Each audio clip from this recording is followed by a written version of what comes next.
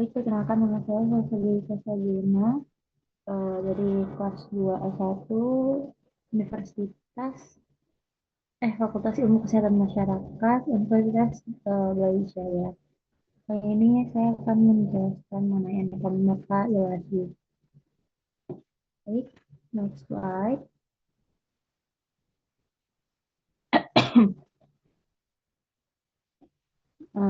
Pada slide yang pertama kita akan membahas mengenai sistem eh, peringatan dini di ujung surah Al-Fatihah.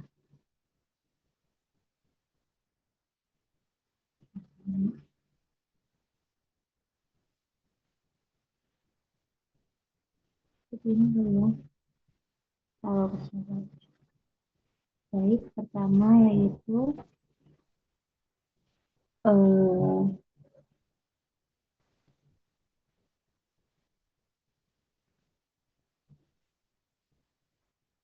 pada slide pertama ini kita akan membahas sebuah tema yang sangat penting, eh, sangat penting dalam Al-Quran, yaitu mengenai murka Allah. Jika kita mendengar kata murka, banyak orang yang langsung membayangkan itu adalah sebuah hukuman ataupun azab yang diterima seseorang karena melakukan suatu hal yang salah.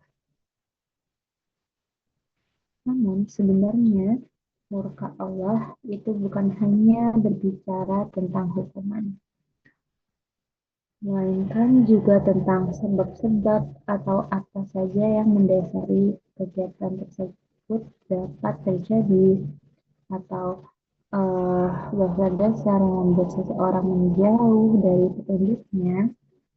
Oleh karena itu, eh, memahami murka yang dimaksud oleh Allah ini bukan bertujuan untuk menakut-nakuti atau membuat orang menjadi jauh dari Allah SWT, tapi sebagai sarana introspeksi agar kita dapat memperbaiki diri. Dapat dilihat dalam surah Al-Fatihah, terdapat ayat yang kita baca setiap hari, yaitu pada ayat Ghairil Maghdubi Alaihim yang dilanjut dengan walad dolin dan amin. Ayat tersebut menunjukkan bahwa ada kelompok yang dimurkai Allah dan juga ada kelompok yang tersesat. Allah adalah Allah dan ada kelompok yang tersesat ini membahas kita akan membahas dan akan mencoba memahami apa saja sih karakteristik golongan yang dapat kita pelajari atau kita ketahui agar kita dapat mengambil pelajaran dan menghindari dari perilaku tersebut. Karena perilaku tersebut dapat eh, dapat menyebabkan murka Allah. Dengan memahami penyebabnya, kita tidak hanya mengetahui ajaran umat terdahulu, tapi juga mampu mengevaluasi kondisi diri kita saat ini.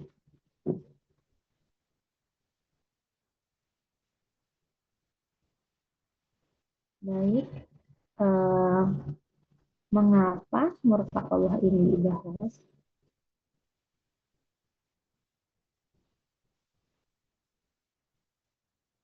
Murka Allah merupakan salah satu konsep penting dalam Islam karena berkaitan dengan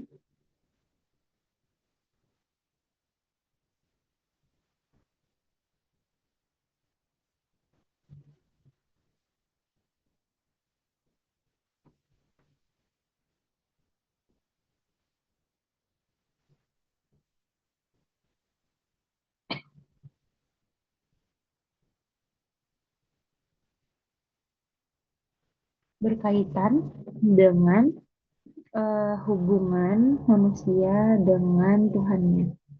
Ketika seseorang memahami apa yang menyebabkan eh, Tuhan yang murka, maka dia akan lebih berhati-hati dalam bertindak, mengambil keputusan, ataupun melakukan sesuatu yang memang memiliki resiko besar ataupun tinggi.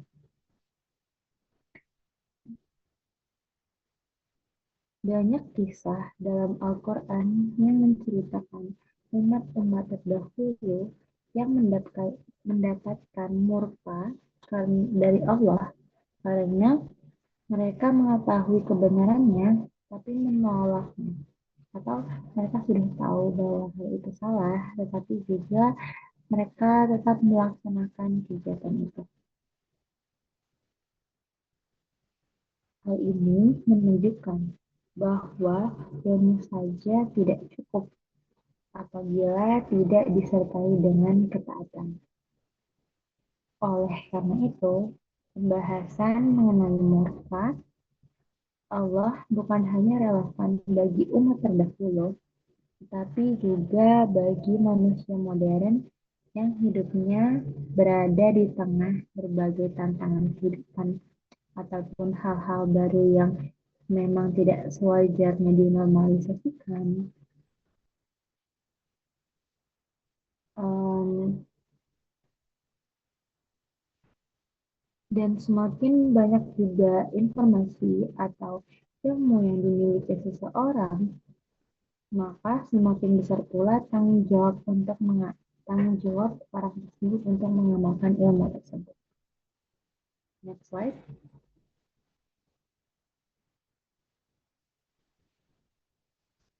Makna al-ghodubi alaihim. Istilah al-maghlubi alaihim itu berasal dari dibaca kasrah karena posisinya sebagai sifat atau badal dari kata alaihina. Maka kontekstual yaitu penegasan bukan atau selain secara mutlak ataupun goloba dan godoba Allah. Goloba memiliki arti inisiatif, sedangkan godoba Allah memiliki arti transitif. Apa yang menjadi perbedaan kata tersebut? Kata godoba atau intransitif yaitu berarti marah secara emosional tidak dapat diubah menjadi objek penderita. Namun, berubah ala sensitif yaitu memurkai dan menjatuhkan sanksi, memungkinkan berbentuk pasif, mereka yang secara aktif ditimpa murka.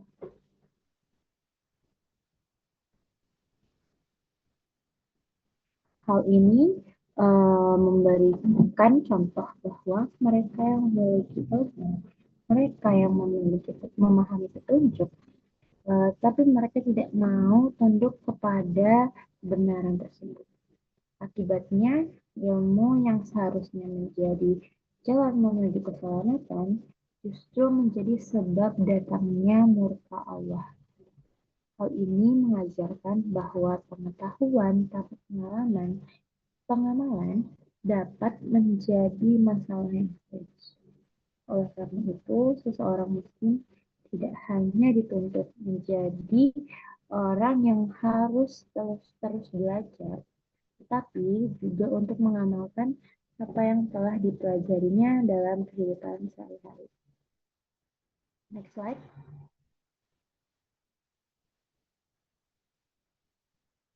Misteri tata bahasa. Mengapa kalimat ini pasif? Perbandingan struktur gramatikal antara jalan nikmat dan jalan murka dalam surah Al-Fatihah. Dapat kita ketahui struktur nikmat atau kalimat aktif yaitu dalam kalimat an'amta alaihi yang memiliki arti yang engkau beri nikmat. Allah disandingkan langsung dengan kata kerja. Allah Allah mendeklarasikan dirinya sebagai pemberi kebaikan. Namun, pada struktur murka atau kalimat pasif, yaitu maghdubi alaihim atau yang dimurkai, Allah dihilangkan. Mengapa bukan yang engkau murkai? Bentuk ini merupakan bentuk penghinaan atau ihanah. Saking hinanya golongan ini, nama Allah yang Maha Luhur tidak layak disampingkan atau disandingkan secara langsung dalam satu kalimat aktif yang mereka. Atau dapat dimaksud bahwa murka Allah memiliki hubungan yang erat dengan hidayahnya. Jika seseorang terus-menerus menolak petunjuk yang telah jelas baginya, maka hatinya dapat menjadi semakin tertutup terhadap kebenaran yang sudah Allah berikan atau sudah Allah kasih lihat. Hal ini menunjukkan bahwa hubungan manusia dengan hidayah sangat dipengaruhi oleh sikap hati yang dimiliki manusia tersebut. Atau hati setiap manusia atau hati yang dimiliki oleh masing-masing individu. Semakin seorang menghargai petunjuk Allah, maka semakin besar pula peluangnya untuk mendapatkan hidayah yang lebih baik. Boleh next slide. Itu marah atau ghadab dalam Islam. Secara bahasa, marah adalah sikap keras. Namun, dalam Islam, marah terbagi menjadi dua dimensi, yaitu pertama, marah yang bermanfaat, yaitu atau terpuji, dan marah yang berbahaya atau tercela. Contoh marah yang bermanfaat, yaitu ada fondasi keberanian atau syaja'ah, lalu menghalau bahaya dan perlindungan diri, lalu membangkitkan himah atau cita-cita yang diperjuangkan, lalu energi esensial untuk jihad atau jihad fisabilillah. Hal tersebut adalah marah yang bermanfaat atau marah terpuji atau marah yang memiliki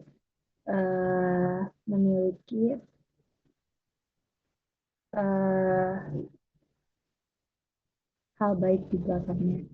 Tapi marah yang berbahaya atau tercela, yaitu marah yang tidak terkontrol oleh akal, merusak tanpa tujuan kebenaran, dan juga reaktif dan emosional belaka.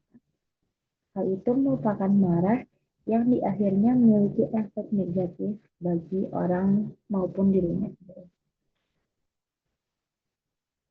Salah satu karakteristik golongan utama yang dimurkai adalah mengetahui tetapi tidak mengamalkannya. Mereka memahami mana yang benar dan mana yang salah. Namun mereka memilih untuk mengikuti hawa nafsu atau kepentingan pribadi.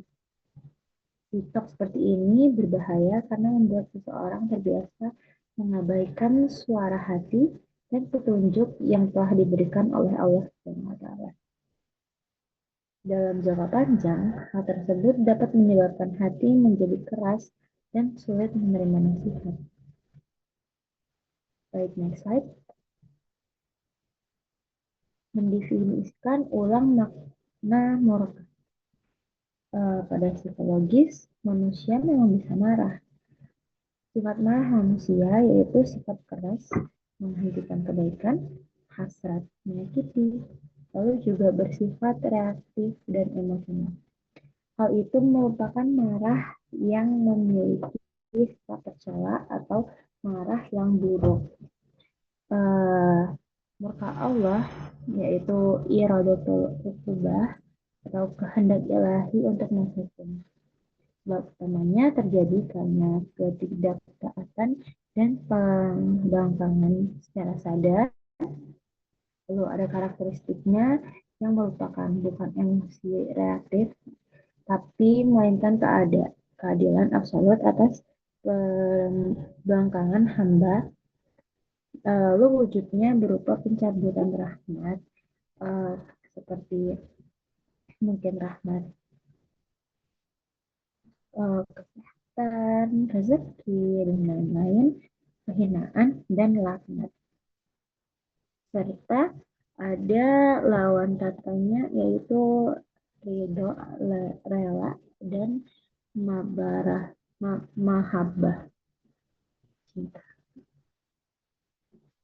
Ilmu merupakan anugerah yang sangat besar, namun ilmu akan kehilangan manfaatnya apabila tidak diwujudkan dalam tindakan nyata.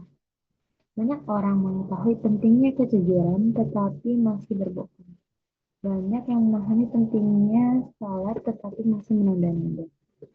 Kondisi seperti itu yang menjadi salah satu penjelasan penting dalam pembahasan muka Allah. Ilmu harus menjadi jalan menuju perubahan, bukan hanya sekedar pengetahuan yang tersimpan dalam pikiran. Baik, next slide. Pergeseran paradigma mindset hidup berfokus pada satu mereka, abaikan yang lainnya. Jika kita maaf, mohon maaf sebenarnya, eh, pada prinsip Al-Fatihah, jika hidup kita sudah benar dan Allah meridhoi kehidupan kita, maka amarah makhluk itu tidak dipedulikan. Lalu pun mustahil juga hal itu membuat seluruh makhluk hidup itu rela kepada kita. Sehingga mengejar ridho Allah adalah satu-satunya tujuan mutlak yang membebaskan manusia dari tekanan sosial. Bisa kita lihat dari timbangan yang tertera, yaitu ada naskah publik atau celaan dari netizen atau orang-orang celaan atau hal-hal jelek dari makhluk ciptaan Allah dibandingkan dengan Ghairil Maghdubi Alaihim, maka Ghairil Maghdubi Alaihim lebih banyak memberikan uh, hal baik pada diri kita sehingga lebih baik kita memilih Ghairil Maghdubi Alaihim dan memilih jalan yang baik.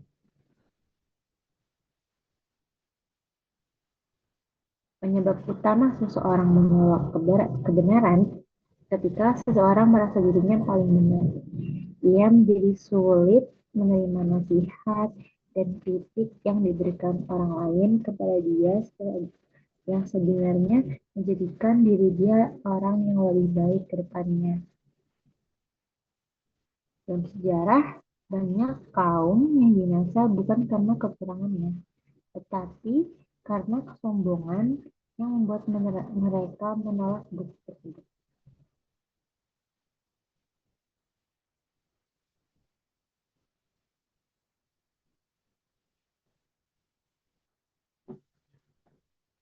Mengapa rute lurus harus dibatasi peringatan?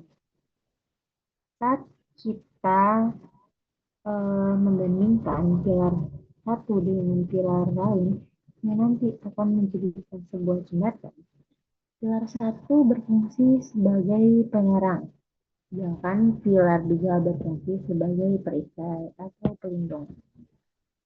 Pada pilar satu sebagai penyerang, mereka menjelaskan bahwa kriteria jalan lurus secara absolut itu terang ataupun baik, ataupun juga bisa diartikan eh, jalan tersebut adalah jalan yang diberi petunjuk oleh Allah. Lalu menegaskan juga bahwa jalan kebenaran sama sekali tidak diisi dengan kemunafikan umat terlebih dahulu. Lalu pilar kedua yaitu sebagai perisai. Perisai tersebut dapat diartikan sebagai sistem proteksi spiritual harian ataupun juga dapat meminta perlindungan spesifik kepada Allah Subhanahu wa taala agar tidak meniru jejak peradaban yang sudah hilang. Tempat taat namun akhirnya menyimpang. Next slide. Tetapi siapa al-maghdubi alaihim? Untuk mengidentifikasi kaum yang dimurkai berdasarkan konsensus sejarah atau fundamentalnya, al-maghdubi alaihim memiliki konsensus konsensus dua masalah, yaitu aku tidak mengetahui adanya perselisihan di kalangan ahli tafsir bahwa al-maghdubi alaihim adalah orang Yahudi. Ini membuktikan bahwa yang itu orang Yahudi adalah kalangan ahli tafsir yang bermaksud al-maghdubi alaihim tersebut. Lalu bukti dari hadis Nabawi yaitu riwayat Abu Hibban dan riwayat Abu Daud yang menegaskan secara langsung dari Allah bahwa penegasan langsung dari Rasulullah bahwa Rasulullah menegur cara duduk bersandar yang angkuh sebagai cara duduk orang yang dimurkai. Berarti kesimpulannya dari kedua hal itu yaitu tafsir ini bukan hanya sekedar opini, tetapi tafsir tersebut berasal atau dilandaskan dari sumber yang primer atau tauqifi. Next slide. Pemetaan dalil historis dalam Al-Quran. Pertama ada surat Al-A'raf ayat 152 yang menjelaskan tentang kesyirikan, yaitu menyembah anak sapi saat Nabi masih hidup dan mengundang murka, hal itu mengundang murka dan kehinaan. Kedua yaitu ada surat Al-Maidah ayat 60 menjelaskan manipulasi syariat. Kutukan menjadi kera dan babi akibat merusak dan manipulasi hukuman-hukuman Allah demi keuntungan duniawi. Lalu ada yang ketiga yaitu surat Al-Baqarah ayat 90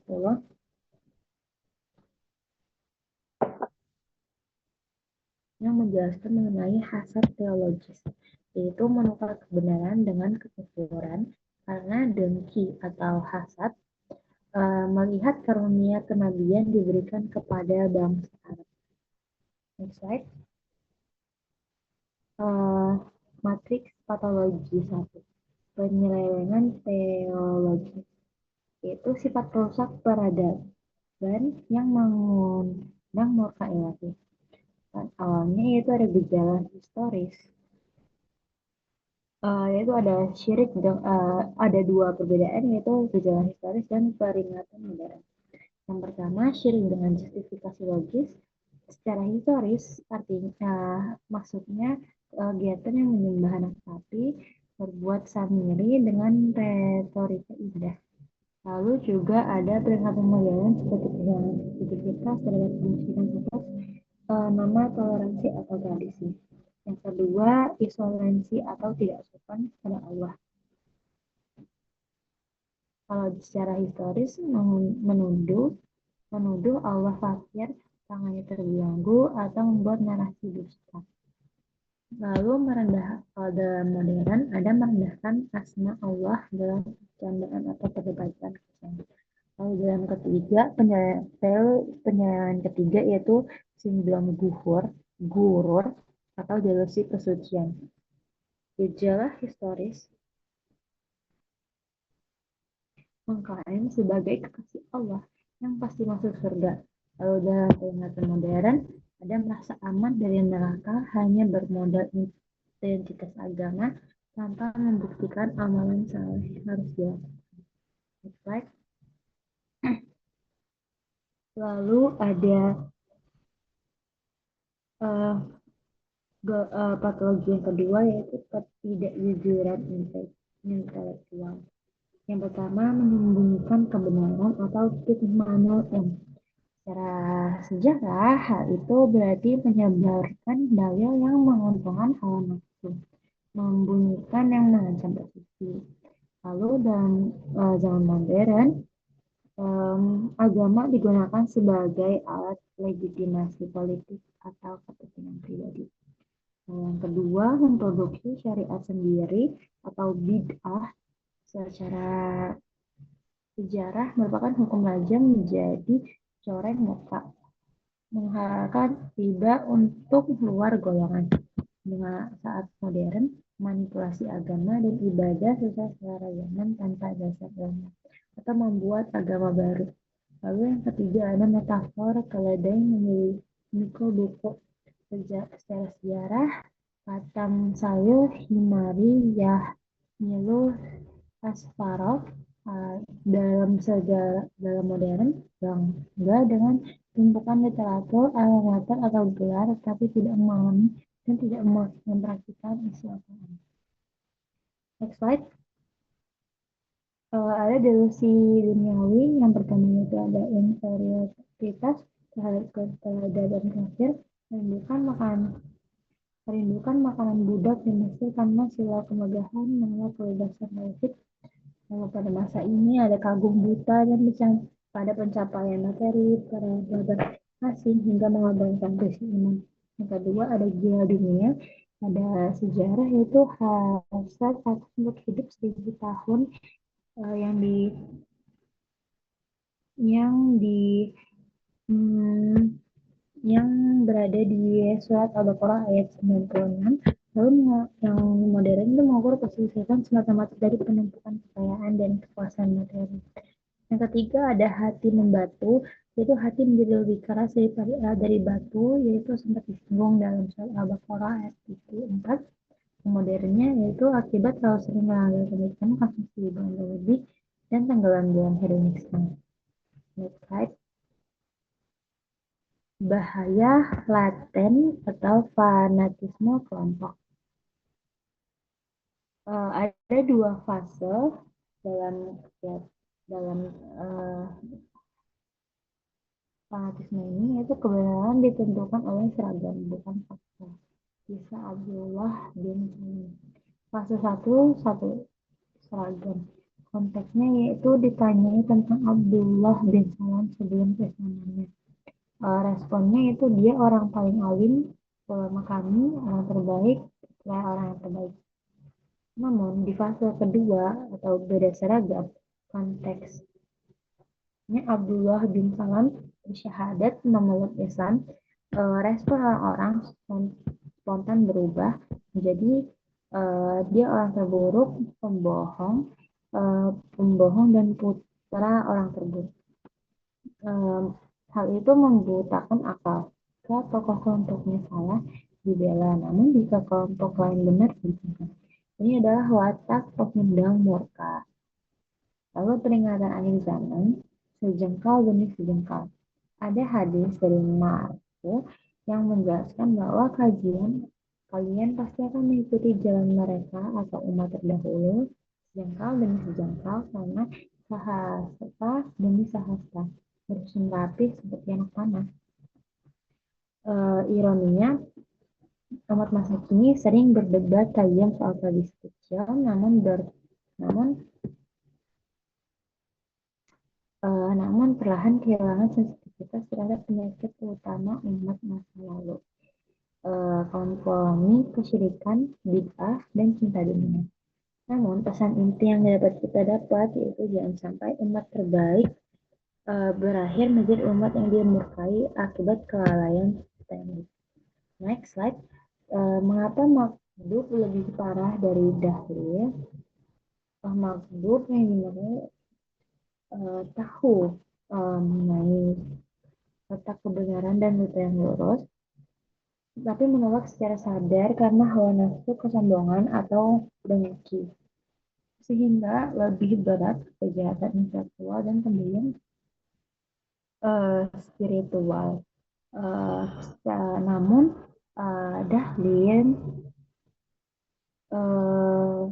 memiliki ahli jahil kalau tidak memiliki ilmu tentang yang benar, namun memiliki niat baik untuk beribadah, merancang jalan sendiri tanpa petunjuk sah. Tetapi kesalahan metode dan kebohongan membuat penolakan oleh masyarakat akibat dengki. Next slide. Nah, halos atau penghancuran ilusi kesucian diri yaitu ada tiga hal, yaitu membunuh sifat pasti selamat, audit ketaatan amal, dan yang terakhir kehati-hatian spiritual. Next. Lalu kewajiban baca sejarah kelam, ada mandat historis agar kita tahu sejarahnya, tujuan yang ingin kita pelajari, dan cara Benggala untuk tidak menular dan menjangkit tubuh peradaban umat muslim, atau kita bisa belajar menjadi lebih baik lagi. Next slide. Ini mengambil tiga bismillah, aku tidak mau seperti itu. Jadi kita bisa memfilter apa saja yang baik dan buruk, dan kita keluarkan hal itu menjadi hal yang baik-baik saja. Next slide. Yang terakhir, jawaban dari doa Fatihah, Anda terkadang datang dalam bentuk pengalaman buruk yang menyakitkan. Tapi saat Anda minta, ya Allah, jauhkanlah aku dari jalan orang yang Engkau murkai, Allah terkadang mempertemukannya dengan cara mempertemukan Anda dengan perlakuan buruk orang lain. Laki-laki itu sengaja dikirim agar hati Anda menolak sifat buruk tersebut secara mutlak, menjadikan Anda manusia yang lebih berempati, lebih sadar, dan menunjukkan posisi Anda agar tetap teguh di atas siratal mustaqim. Baik, untuk sekarang uh, um, hanya itu yang bisa saya sampaikan. Terima kasih sudah mendengarkan. Wassalamualaikum warahmatullahi wabarakatuh.